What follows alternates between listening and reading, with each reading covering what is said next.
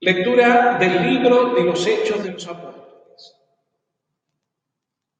El ángel del Señor dijo a Felipe: levántate y ve hacia el sur, por el camino que baja de Jerusalén a Gaza. Es un camino desierto. Él se levantó y partió. Un eunuco etíope, ministro del tesoro y alto funcionario de Candace, la reina de Etiopía, había ido en peregrinación a Jerusalén y se volvía, sentado en su carruaje, leyendo al profeta Isaías. El Espíritu dijo a Felipe: acércate y camina junto a su carro. Felipe se acercó y al oír que leía al profeta Isaías, le preguntó: ¿comprendes lo que estás leyendo? Él le respondió: ¿cómo lo puedo entender si nadie me lo explica? Entonces le pidió a Felipe que subiera y se sentara junto a él. El pasaje de la Escritura que estaba leyendo era el siguiente: como oveja fue llevado al matadero, como cordero que no se queja ante el que lo esquila, así él no abrió la boca. En su humillación le fue negada la justicia. ¿Quién podrá hablar de su descendencia, ya que su vida es arrancada de la tierra? El etíope preguntó a Felipe: dime, por favor, ¿de quién dice esto el profeta? ¿De sí mismo o de algún otro? Entonces Felipe tomó la palabra y, comenzando por este texto de la Escritura, le anunció la buena noticia de Jesús. Siguiendo su camino, llegaron a un lugar donde había agua y el etíope dijo: aquí hay agua, ¿qué me impide ser bautizado? Y ordenó que detuvieran el carro. Ambos descendieron hasta el agua y Felipe lo bautizó. Cuando salieron del agua, el Espíritu del Señor arrebató a Felipe y el etíope no lo vio más, pero seguía gozoso su camino. Felipe se encontró en Azoto y en todas las ciudades por donde pasaba iba anunciando la buena noticia hasta que llegó a Cesarea. Palabra de Dios. Te alabamos, Señor. Aclame al Señor toda la tierra. Bendigan pueblos a nuestro Dios. Hagan oír bien alto su alabanza. Él nos concedió la vida y no dejó que vacilar en nuestros pies. Aclame al Señor toda la tierra. Los que temen al Señor vengan a escuchar. Yo les contaré lo que hizo por mí. Apenas mi boca clamó hacia Él, mi lengua comenzó a alabarlo. Aclame al Señor toda la tierra. Bendito sea Dios, que no rechazó mi oración, ni apartó de mí su misericordia. Bendigan pueblos a nuestro Dios. Aclame al Señor toda la tierra.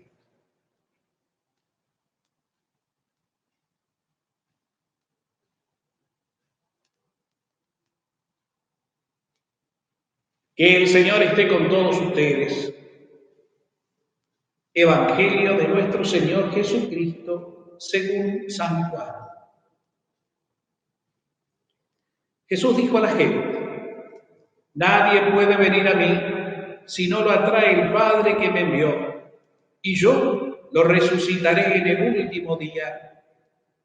Está escrito en el libro de los profetas: todos serán instruidos por Dios.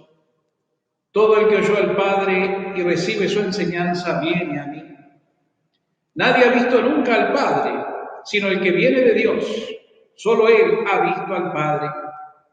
Les aseguro que el que cree tiene vida eterna. Yo soy el pan de vida.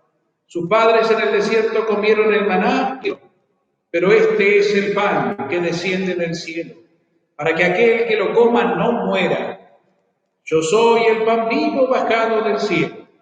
El que coma de este pan vivirá eternamente, y el pan que yo daré es mi carne para la vida del mundo. Palabra del Señor. Gloria a ti, Señor Jesús.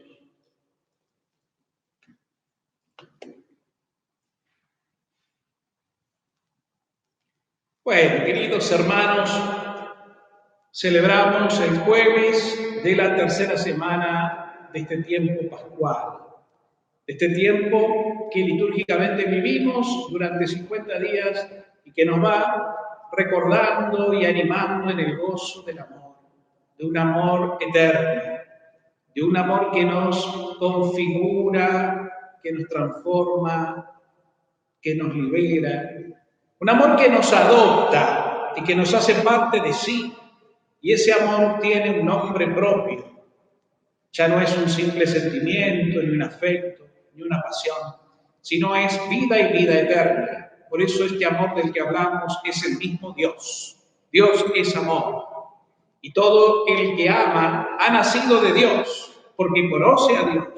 Eso lo dice Jesús.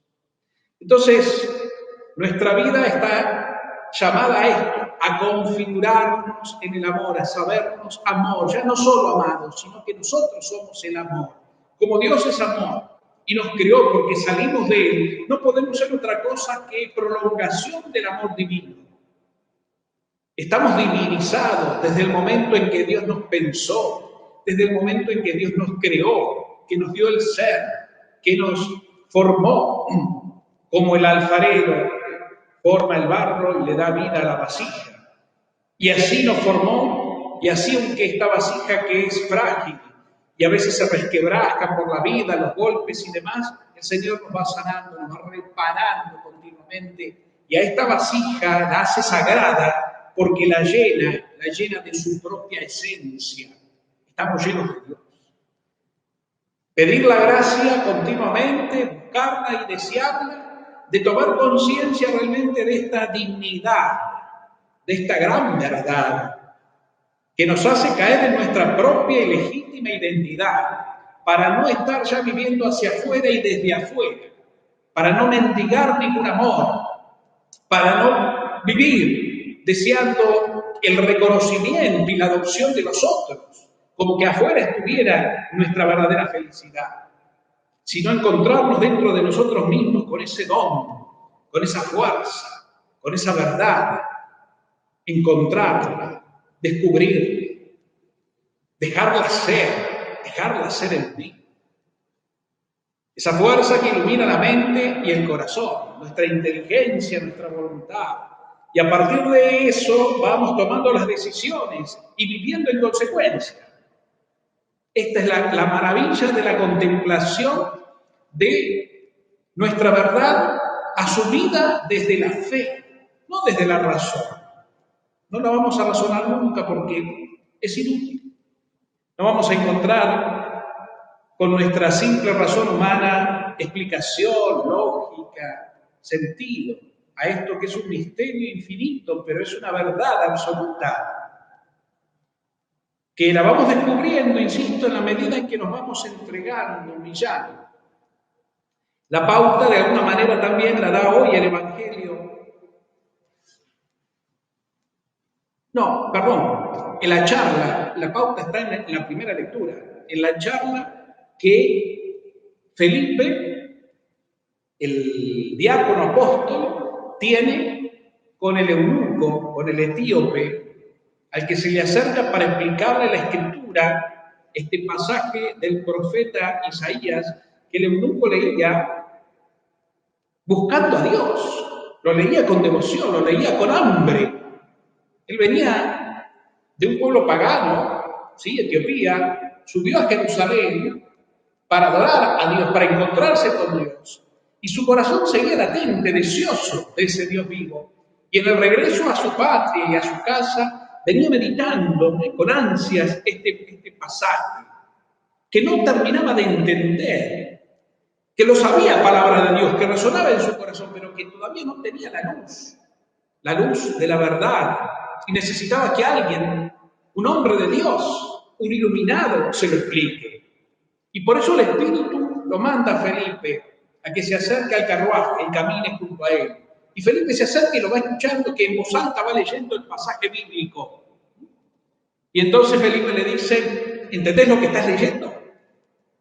Y él le dice, no puedo, ¿cómo lo voy a entender si nadie me lo explica? Y entonces lo invita a subir al carruaje Y Felipe comienza a desarrollarle la explicación, a ir a lo profundo de lo que él estaba leyendo.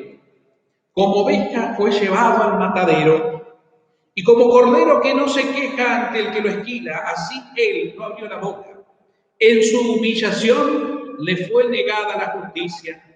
¿Quién podrá hablar de su descendencia, ya que su vida es arrancada de la tierra?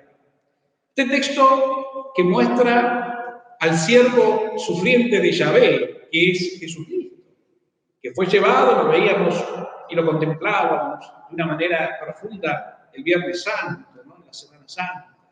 Este Jesús que es arrancado de la vida con injusticias, con calumnias, a quien se le niega la justicia verdadera, acepta con humillación la voluntad de Dios y se entrega por amor, demostrando que en esa entrega toda su vida, toda su predicación, toda su enseñanza y su propia encarnación es justamente un camino de coherencia y un camino que empieza como termina. En la humildad nace del pesebre y muere en la humillación absoluta de la cruz, para demostrarnos que este es un mensaje que no pasa por lo humano y por consiguiente la muerte no lo puede detener, y se entrega para que muriendo muera todo lo negativo, todo lo que limita al hombre, y resucitando todos seamos asociados a la vida nueva.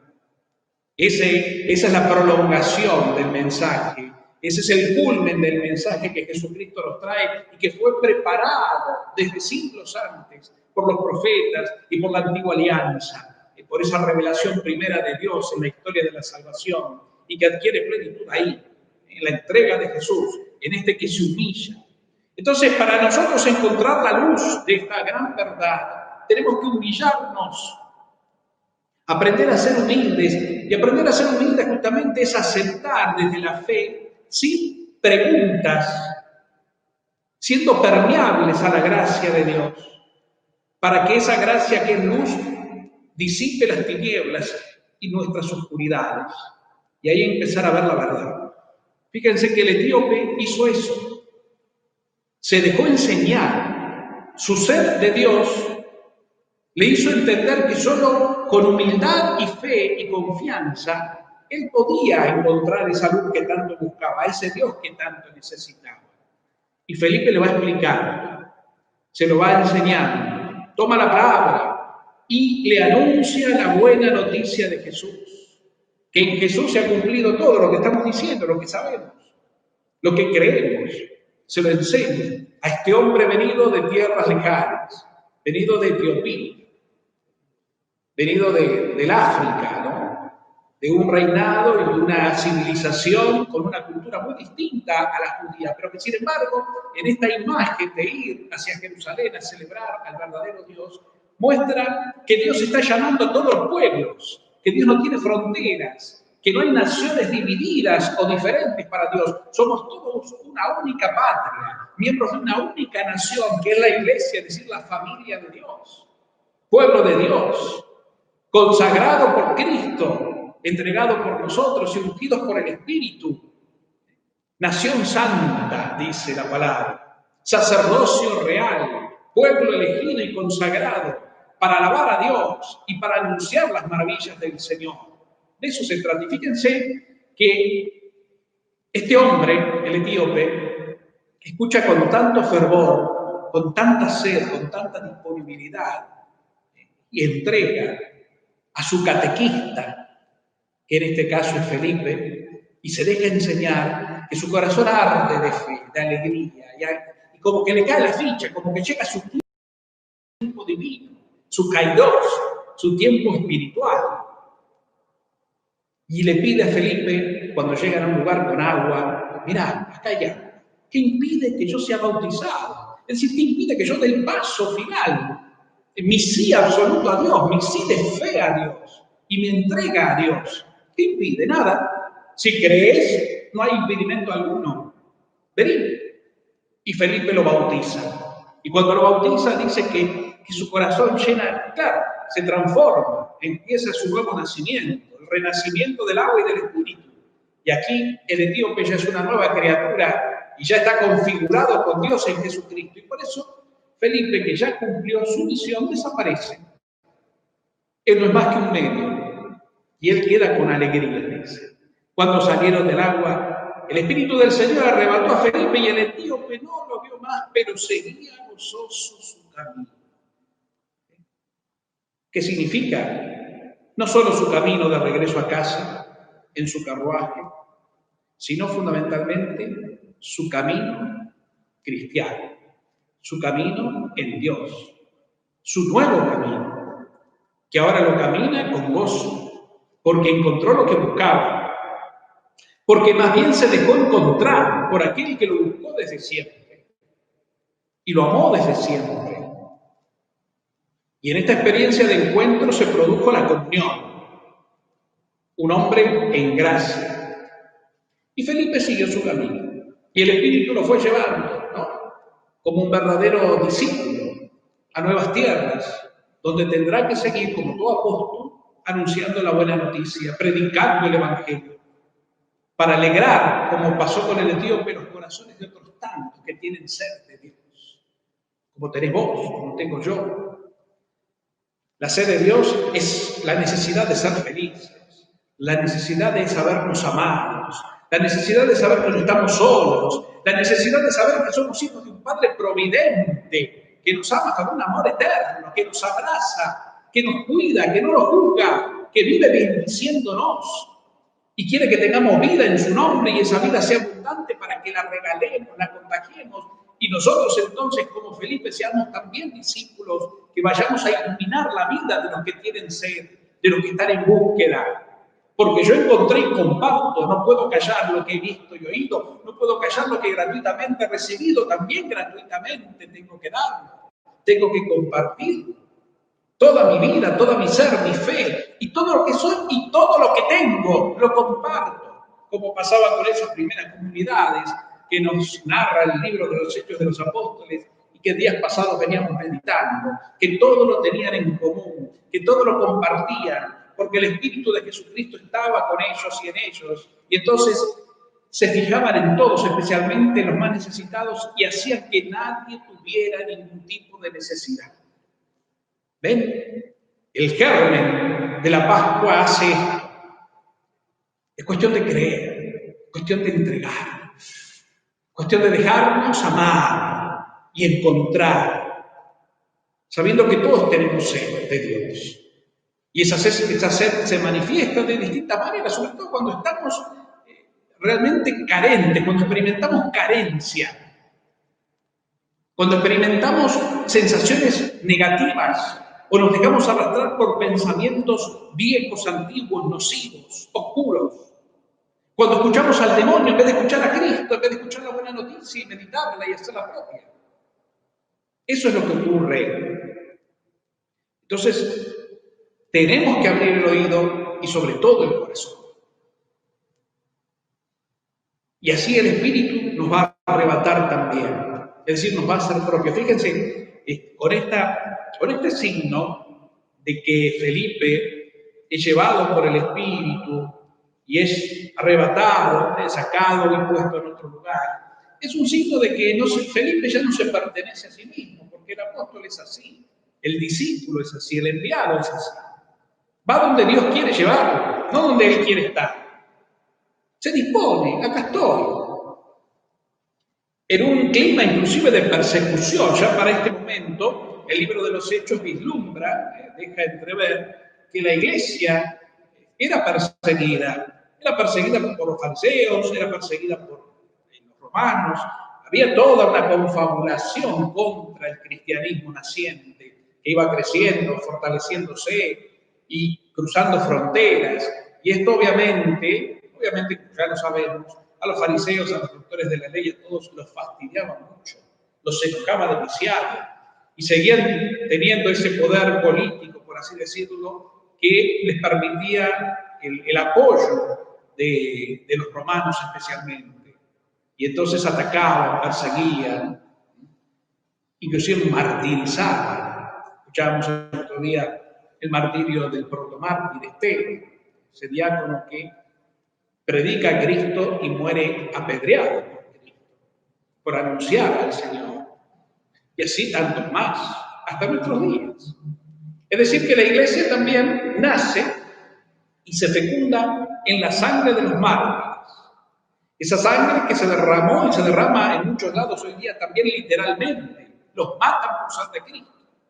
Pero que también es la sangre de Cristo que se derrama en aquellos que son coherentes con su fe y por eso son testigos de la fe, aunque no te maten literalmente, aunque tu muerte no sea cruenta. Ese morir al hombre viejo para que Cristo viva en mí y ese jugarme por la verdad ante los que no la quieren inclusive, hace que uno sea perseguido y se derrama ahí la sangre de Cristo. Esa sangre que nosotros bebemos en la Eucaristía, esa sangre que ha sido derramada por nosotros también con el agua bautismal, porque hemos muerto con Cristo en una muerte sacramental y hemos resucitado con Él. Entonces, nuestra vida de testigos hace que la sangre se derrame. Nuestro testimonio, nuestra palabra, nuestro sufrimiento llevado con altura, con fidelidad, con confianza, nuestra alegría a pesar de las contrariedades de la vida, de los ataques, de las persecuciones y un montón de otras cosas más. Todo eso hace que seamos testigos.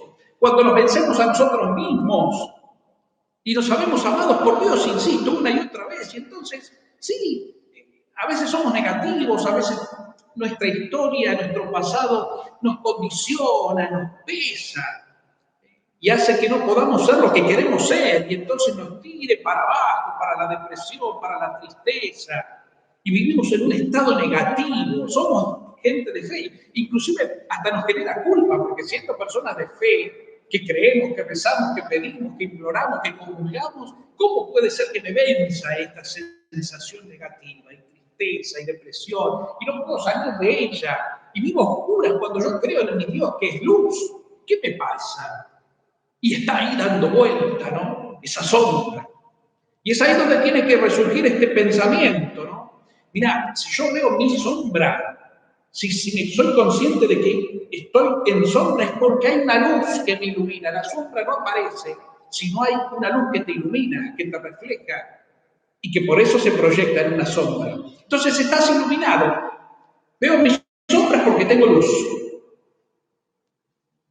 El que no ve sus sombras porque no tiene luz, pierde el sentido absoluto de su vida y pierde el rumbo de la vida. Y existe. Y sufre, sí, pero se resigna al sufrimiento. Es como que es su vida sufrir. Sin sentido, ¿no? Porque el sufrimiento con sentido es otra cosa, es redentor. Y es parte inclusive del testimonio. Pero cuando se sufre sin sentido y uno se resigna y hace del sufrimiento la vida, yo soy sufrimiento y nada más, por sufrimiento mismo, y mi vida es más bien la muerte, y empezar el día es empezar la muerte. El depresivo, que se deja llevar por estas cosas, ¿dónde se tira? Baja los brazos y se tira a la cama, se tira a no querer, a prolongar el sueño porque no quiere despertar a la vida. La vida es un peso, la vida es una amargura, la vida es un castigo y la tengo que soportar porque no tengo las agallas o no sé qué para quitármela. De hecho, muchos se la quitan. ¿Por qué me mato? Porque la vida es lo peor que me puede pasar. Entonces me la saco. No doy más. El miedo, el engaño, la tentación del maligno que aprovecha esa grieta profunda para meter su humo venenoso, entonces nos derrota, nos gana la batalla. ¿Cómo se hace para vencer esto? Bueno, un acto de fe en Dios y en mí, en vos mismo, en vos misma. Creyéndole a Dios y creyéndote a vos, que sos amada por Dios. Entonces toda esa maraña de oscuridad que te ataca y quiere gobernar tu existencia y condicionar tu vida, es puesto en su lugar. Es verdad, existe. Mis condicionamientos están, pero yo elijo otra cosa, porque tengo otra posibilidad. No es solo esto. Esto es una circunstancia de mi vida. Heridas que sí, porque me han sucedido cosas. O he heredado cosas trágicas y dolorosas. Nuestros antepasados influyen. La herencia también es una herencia espiritual. no solo una herencia genética la que tenemos. Y esa herencia espiritual de hermanos, de padres, abuelos, bisabuelos, que han venido, que han vivido situaciones trágicas de guerra, de persecución, de muerte, de un montón de cosas en la historia de nuestra familia, tienen un condicionamiento, porque también se prolongan de generación en generación y no llegan. Pero hemos sido redimidos y la sangre de Cristo va a llegar ahí. ¿Por qué? En el en el credo decimos que Jesucristo resucitó y bajó a los infiernos, descendió a los infiernos y resucitó. Ese descenso de Jesucristo a los infiernos teológicamente significa que todo, hasta los propios infiernos, están impregnados del poder, del amor del resucitado, y que la redención llega a todos y a todos.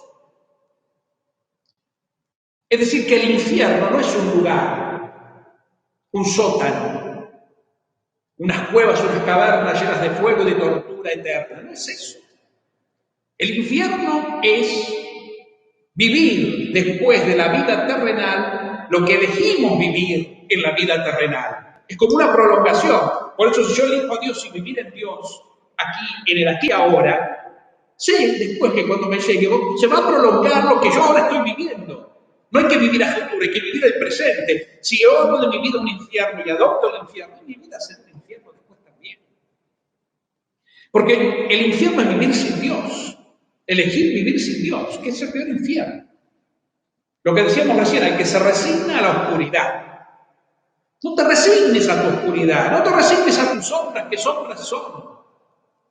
Están, pero hay algo más que es más fundamental y poderoso en tu vida y que sos vos no sos eso. Eso es una consecuencia, una circunstancia. Vos sos otra cosa.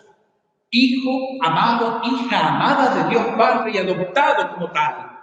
Y heredero de su gloria, una gloria que ya ahora en tu corazón tenés que ir descubriendo, viviendo y disfrutando para ser testigo de esa gloria. Y cuando uno es testigo y quiere proyectar y predica y anuncia, y su vida trata de ser un anuncio a pesar de sus sombras, miren, ahí se alcanza plenitud y felicidad y los traumas pasan a segundo, tercero, cuarto y quinto plano y se van lejos. Y los ves de lejos y ya no te preocupan, ya no te afectan. Es más, te dejan enseñanza. Mis dolores, mis pecados, mis equivocaciones, mis angustias, mis heridas. Lo que me tocó padecer hoy es una experiencia que en Dios se transforma en sabiduría para que yo pueda, a partir de ella y con autoridad moral, poder enseñar al que padece lo mismo y poder entender con amor y misericordia al que padece lo mismo. El Señor nos habla. El Señor nos quiere sacar de nuestras oscuridades. Y de esto se trata justamente la vida en paz. El Señor en el Evangelio nos sigue llamando.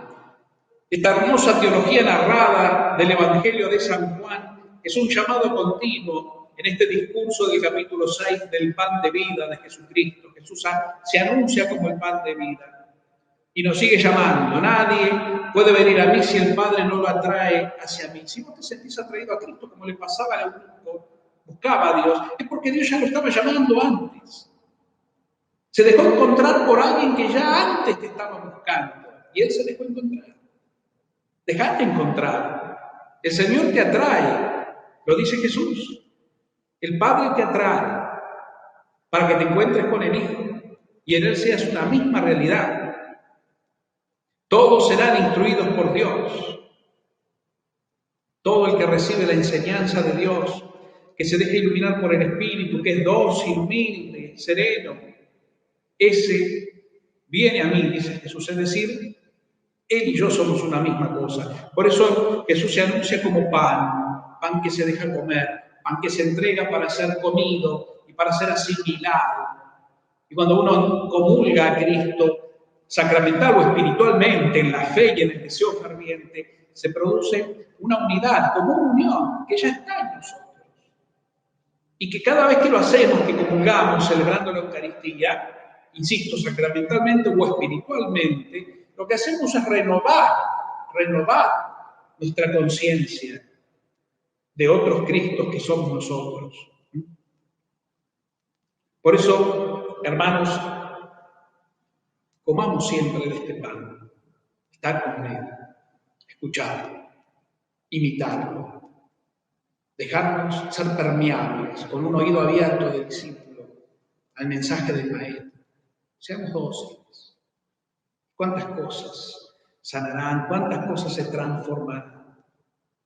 Nuestra vida alcanzará plenitud, realmente plenitud. Mis queridos hermanos, demos gracias a Dios, porque es bueno, porque es eterno su amor. Con humildad le digamos, aquí estoy, Señor, bendito seas, tuyo soy, para vos nací, no abandones la obra de tus manos. Y para poder realmente caminar con firmeza, con alegría, entusiasmo en este camino de vida, nos unimos a María, claro que sí. Y le decimos, mamá, ayúdanos, guíanos, mamá, guíanos por este camino, enseñanos. Que podamos inspirarnos en tu docilidad, en tu disponibilidad, en tu fe, en tu confianza en Dios. Confianza con mayúscula, confianza plena. Somos tus hijos, mamá. Por favor, intercede por nosotros, para que dejemos de ser hombres necios y duros de entendimiento y podamos ser discípulos dóciles a la obra del Espíritu de Jesús en nosotros. Que así sea.